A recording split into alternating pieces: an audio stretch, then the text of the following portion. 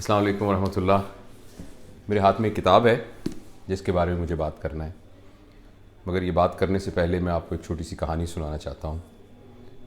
1991 یا 92 کی بات ہے۔ میں ملتان میں رہتا تھا۔ ملتان میں گلبرگ کالونی ہے، وہاں چند فلیٹس ہیں، وہاں ہمارا بھی فلیٹ تھا، اور ہمارے ساتھ والے فلیٹ میں ایک فیملی رہتی تھی جس میں سبی الناصر صاحب تھے، جو کہ سول ایویشن میں کام کرتے تھے۔ وہ فلائٹ لیفٹیننٹ تھے، ریٹائرڈ۔ وہ میرے بڑے گہرے دوست تھے، اور ان کے ساتھ ہمارا بہت ہی خاندانی اور گھریلو تعلق تھا۔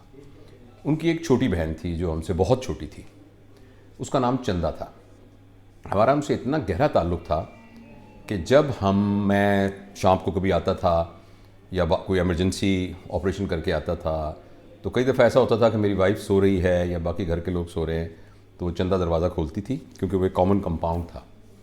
اور اس کے بعد میں کہتا تھا کہ اب تمہاری بھابھی کو چندہ میں کیا جگاؤں گا، تو مجھے چائے بنا کے پلاؤ، اور وہ مزیدار سی چائے بنا کے ہمیں پلاتی تھی۔ تو ہم اسے کہتے تھے چندہ چائے والی۔ وہ جو چندہ ہے، جو 1992 میں ایک چھوٹی سی بچی ہماری بہن تھی، اس چندہ کو آپ سب لوگ جانتے ہیں۔ وہ سمینہ امجد ہے، جو کہ عرفہ کریم کی امی ہے۔ عرفہ کریم ہمارے پاکستان کا فخر ہے، اور عرفہ کریم نے ایک لیگسی کریٹ کی ہے، اور یہ بتایا ہے کہ اس فانی دنیا کے اندر لا فانی ہونے کے لیے بہت زیادہ وقت کی ضرورت نہیں ہوتی۔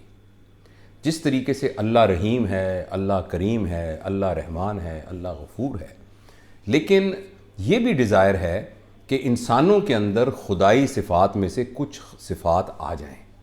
اسی طریقے سے اگر کوئی شخص رحمان ہو، رحیم ہو، کرم کرنے والا ہو، مہربانی کرنے والا ہو، معاف کرنے والا ہو، تو وہ بہت ہی پسندیدہ انسان ہے، حالانکہ یہ ایبسولوٹ ٹرمز کے اندر خدا کی صفات ہیں۔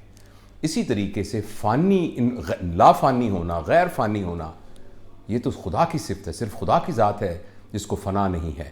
لیکن انسان بھی اپنی کیپیسٹی کے اندر خدا کی لا فانی صفت میں سے کچھ حصہ حاصل کر سکتا ہے۔ اس کا جسم تو خیر فانی ہے، جس کو فنا ہونا ہے، لیکن وہ اپنی اس زندگی میں جو یہاں وہ گزار کے جاتا ہے، ایسے کام کر سکتا ہے کہ وہ لا فانی ہو سکتا ہے۔ ان میں سے یہ ایک چھوٹی سی بچی عرفہ کریم ہے۔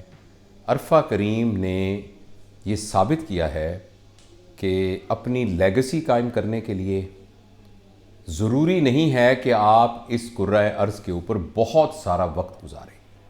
چھوٹی سی عمر کے اندر اس نے ایک یہ کام کرنا کہ بھئی وہ مائکروسافٹ کی وہ بن گئی، سرٹیفائیڈ پروگرامر بن گئی، یہ تو خیر اور بہت سے بچوں نے کیا ہوگا، لیکن ایک فلسفی کے ساتھ، ایک میچور انڈرسٹینڈنگ کے ساتھ جو اس نے وقت گزارا اس دنیا کے اندر، وہ واقعی ایک لافانی حقیقت ہے۔ عرفہ کریم کے والد صاحب میرے بہت گہرے دوست ہیں، ان کا نام کرنل امجد ہے، اور سمینہ، جو ابھی بھی جب مجھے اکثر بھول جاتا ہے کہ اس کا نام سمینہ ہے اور میں اس کو چندہ کہہ کے بلاتا ہوں، تو مسز سمینہ امجد وہ عرفہ کریم کی والدہ ہیں۔ ان دونوں نے عرفہ کریم کی محبت میں اور اس کے مشن کو قائم رکھتے ہوئے عرفہ کریم فاؤنڈیشن کے تحت بہت سارے علم کے کام کیے ہیں، اور اب یہ عرفہ کریم یونیورسٹی بنانے کے لیے کوشش کر رہے ہیں۔ عرفہ کریم کے بارے میں عام لوگوں کو یہ تو پتہ ہے کہ وہ ایک بہت ذہین بچی تھی، اور اس کا کچھ کمپیوٹر سے تعلق تھا، لیکن اس بچی کی فلسفی کیا تھی، اس بچی نے زندگی میں کیا میسج دیا اور اپنی زندگی کو کس طریقے سے کنڈکٹ کیا، اس کے لیے ایک ڈاکومنٹ کی ضرورت تھی، دستاویز کی ضرورت تھی، اور کرنل امجد صاحب نے بہت اچھا کیا کہ یہ کتاب لکھی ہے، جس کتاب کا نام ہے عرفہ کریم دختر پاکستان جس کے عزم کے آگے کچھ نہ ٹھہر سکا۔ یہ اجاز مہاروی اور امجد کریم رنداوا صاحب، جو کہ والد ہیں عرفہ کریم کے، تو انہوں نے یہ کتاب لکھی ہے۔ اس کتاب کے کچھ حصے ہیں۔ پہلے حصے میں تو انہوں نے عرفہ کریم کی زندگی کے بارے میں اور اس کی فلسفی کے بارے میں بات کی ہے۔ اس کے بعد بہت بڑے لکھنے والوں نے، تنقید نگاروں نے، آئی ٹی کے ایکسپرٹس نے، اور زندگی کے شعبے سے تعلق رکھنے والے بڑے لوگوں نے عرفہ کریم کے بارے میں اپنے خیالات کا اظہار کیا ہے۔